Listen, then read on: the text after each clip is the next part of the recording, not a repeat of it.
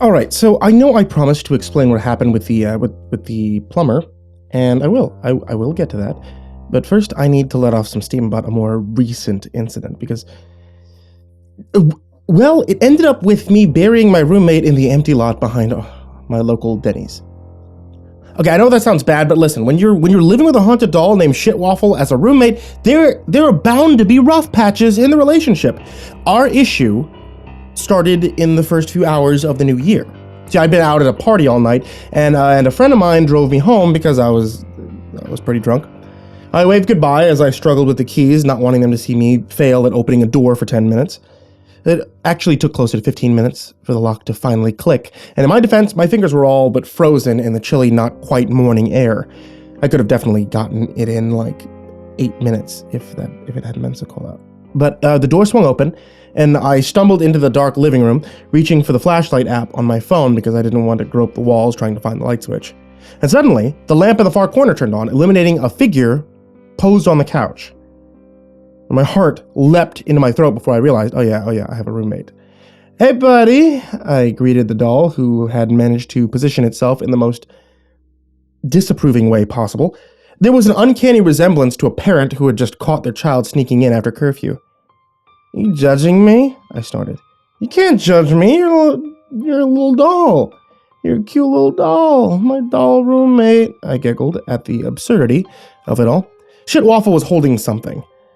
What you got there? I began to ask. And then I realized exactly what the possessed doll had in its little hands.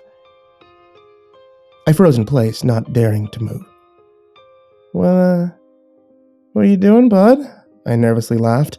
A droplet of sweat trickling down my neck. Precariously held above my couch was an open bottle of maple syrup. Hey now. Be careful with that. That stuff could take forever to clean out of the couch if it's spilled. My voice grew slightly hysterical with fear. I could go through this again. I couldn't go through this again. Not after the plumbing incident and all the rigorous cleaning involved. Shitwaffle threw me a challenging look with its beady little eyes and tilted the bottle slightly so that a single bead of dark orange liquid formed on the rim of the container. You monster, I whispered hoarsely. I should have known you were evil. I should have... The bottle tipped further, causing sticky droplets to slowly hit the fabric one after the other. I staggered forward slightly, letting out a pained noise. No, please, don't work. Stop. I'm begging you, stop. I will do anything. Just do not get any more of that shit on the couch. The doll paused, considering my desperate face. For a moment, I hoped that I had gotten through to it. Then the silence was suddenly shattered by the sound of obnoxious quacking coming from my phone.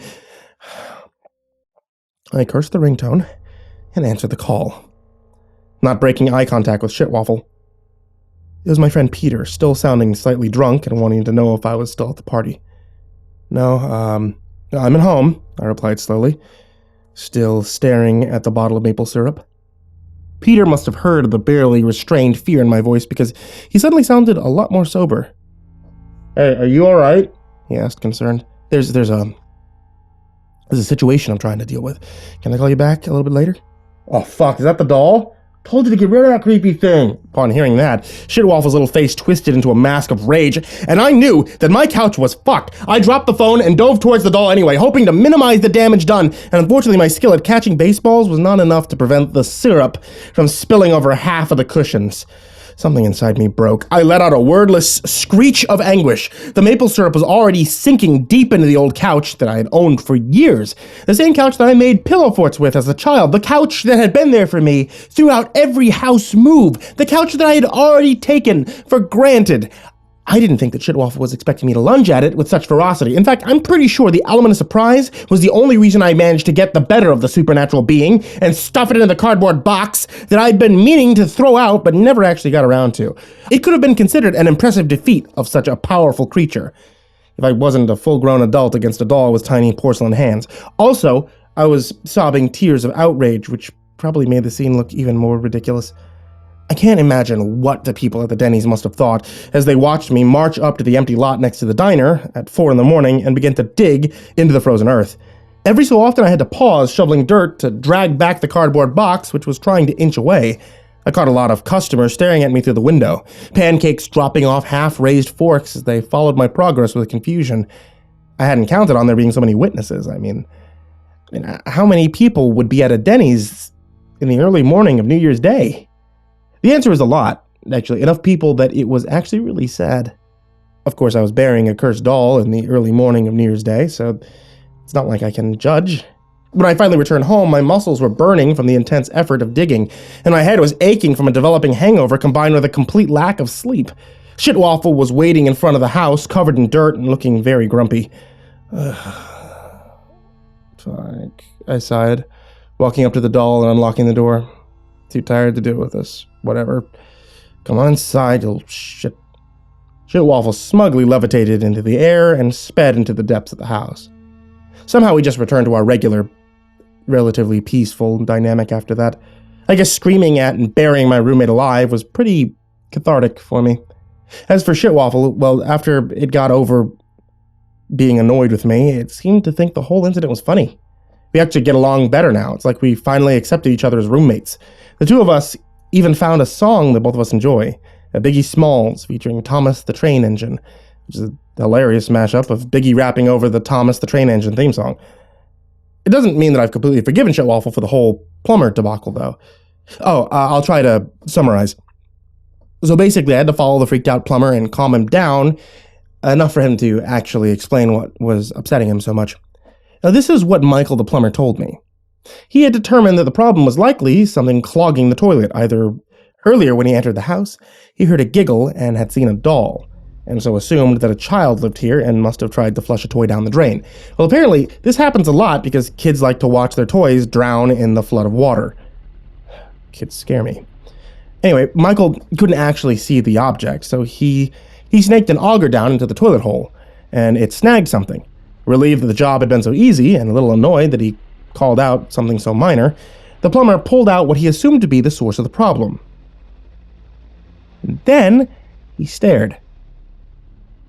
At first glance, it seemed to be a grayish, slimy blob, gross, but not that unusual, except the viscous material seemed to be twitching with a life of its own, pulsing with its own delicate nervous system. In a closer glance, Michael could see tiny veins in the semi-opaque glump.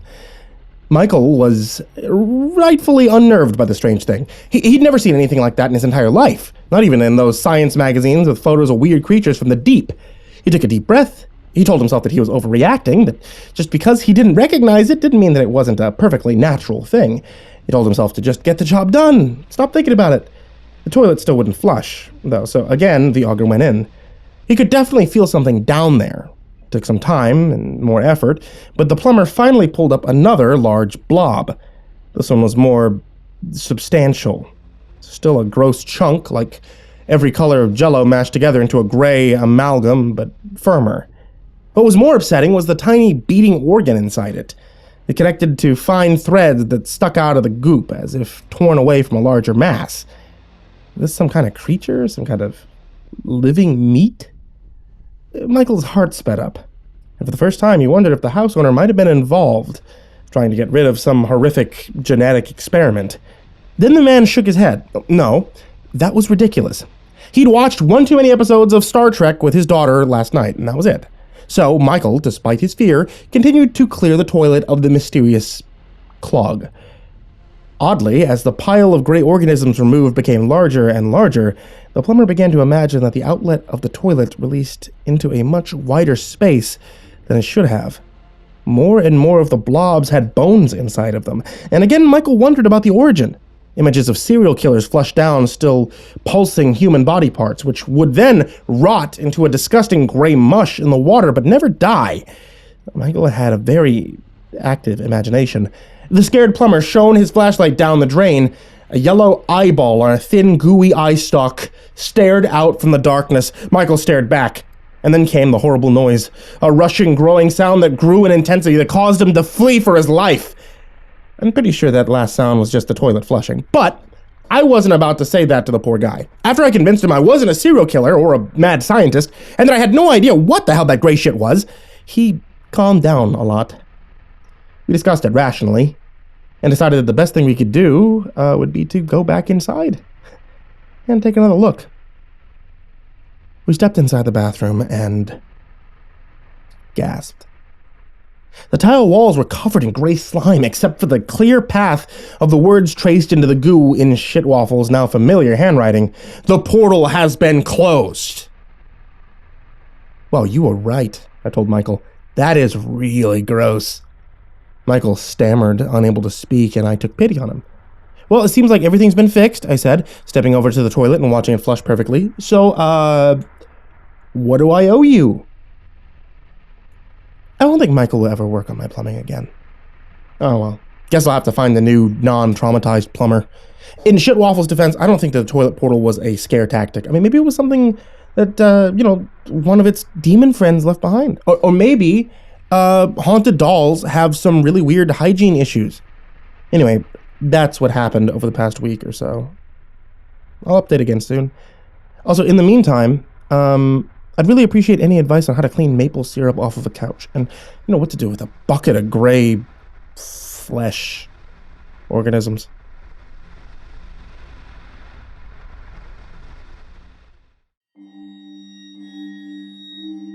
Hey there kids, it's me, Mrcreepypasta, and thank you for watching tonight's video. I want to talk to you about one quick thing before we get into the real outro here, and that's going to be the Australian fires that are currently taking place. I'm pretty sure everybody has seen on their social media or on the news or what have you about what's taking place in Australia right now. The fires are raging out of control. There's something like 1.5 million acres that are currently on fire. It's pushing animals towards extinction, forcing people out of their homes. Many of them YouTubers and other creepypasta narrators that you probably listen to here. But one thing that actually kind of gets to me is that there's a lot of awareness about what's taking place down there. There's a lot of photos and videos I'm pretty sure that you've all seen, but nobody's really talking about where you can go to be able to donate, to be able to help either firefighters or relief funds or anything like that. And that's what I want to try to bring to you guys, or at least have you guys try to share around, even if you're not able to donate. If you look in the description down below, there's 4 different links there that I'm going to have on the videos for the next couple of weeks.